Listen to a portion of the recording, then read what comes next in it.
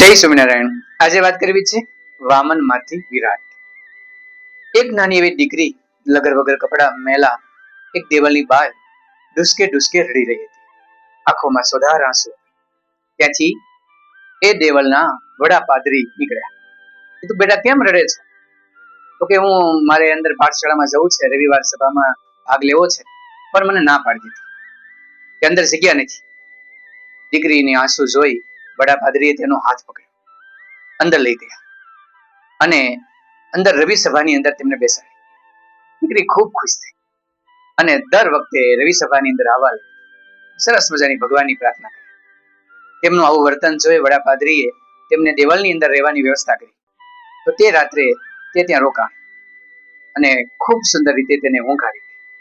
ઊંઘ આવતા આવતા એને વિચાર આવ્યો કે આટલી સુંદર વ્યવસ્થા દરેક ઝૂંપડાવાળા બાળકોને મળે તો કેવી રીતે સુંદર રીતે ભગવાનને ભજી શકે અને તેમનું શિક્ષણ પણ સારું થાય.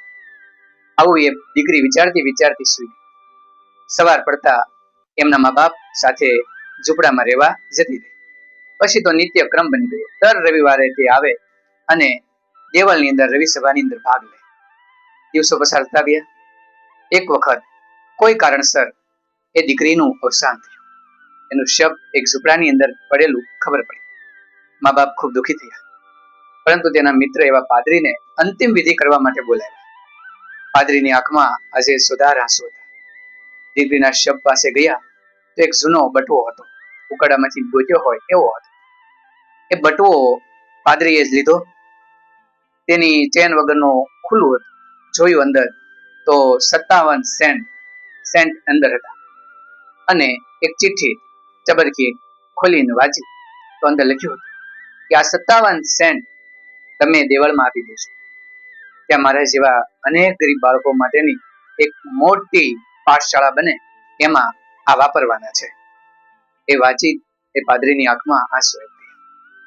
અંતિમ વિધિ પૂર્ણ કરી દેવળમાં ગયા અને લોકોને ભેગા કર્યા અને બધાને 57 સેન્ટ ત્યાં મૂક્યા અને એ નાની એવી ચબરખી બધાની સામે વાંચી કે આ નાની એવી દીકરી આટલું વિચારી શકે છે. એ સમાચાર તેના સ્થાનિક અખબારે એ ન્યૂઝમાં આવ્યા. એક ધનવાન વ્યક્તિના ધ્યાનમાં ન્યૂઝ આવ્યા, સમાચાર વાંચ્યા. એ દેવલની અંદર આવ્યા અને કહ્યું કે આ પાઠશાળા બનાવવા માટે જેટલી જમીન જોવે એ જમીન હું આપીશ અને ખૂબ સસ્તા ભાવે આપીશ. તો પાદરી અને લોકોએ કહ્યું કે આટલા રૂપિયા પણ અમારી પાસે નથી, તમારી જમીન તો ખૂબ કિંમતી છે. તો એમને કીધું કે આ દરેક જમીન હું જે જમીન આપું છું એની કિંમત માત્ર 57 સેન્ટ છે. જે પેલી દીકરીના છે ને એ મને આપો. બધાના આંખમાં આંસુ આવી ગયા. 57 સેન્ટ એ ધનિક વ્યક્તિએ લીધા અને તમામ જમીન દાનમાં આપી દીધી. આ વાત સાંભળી અને 57 સેન્ટ દાનમાં આવ્યા છે એ વાત વાયુ વેગે ફેલાઈ ગઈ અને દાનનો ધોધ છૂટ્યો. લગભગ $2.5 કરોડ ભેગા થઈ ગયા અને ખૂબ મોટી આલિશાન એ હોસ્પિટલ તૈયાર થઈ, એક આલિશાન પાઠશાળા નિશાળ તૈયાર થઈ અને 3000 લોકો એક સાથે પ્રાર્થના કરી શકે આટલું મોટું દેવળ તૈયાર થયું અને અનેક લોકોના જીવન સુધરી ગયા. આ દેવળ, આ પાઠશાળા કોઈ નાની ન હતી. એ અમેરિકાની અંદર અત્યારે હાલમાં વિશ્વવિખ્યાત છે. એ ટેમ્પલ યુનિવર્સિટીની આ વાત છે. આજે વિશ્વની અંદર એ નામના કમાઈ રહી છે. અઢળક વિદ્યાર્થીઓ ત્યાં ભણી રહ્યા છે. એક નાની એવી ગરીબ ઝૂંપડાની દીકરીએ 57 સેન્ટ આપ્યા અને એ દુનિયાની શ્રેષ્ઠ યુનિવર્સિટી બની ગઈ. માત્ર વિચાર સારો હોય ને એ વિચાર મોટો વટ વૃક્ષ બની દુનિયાને સંસ્કાર આપતું થઈ જતું હોય છે. વંદન છે આ દીકરીને.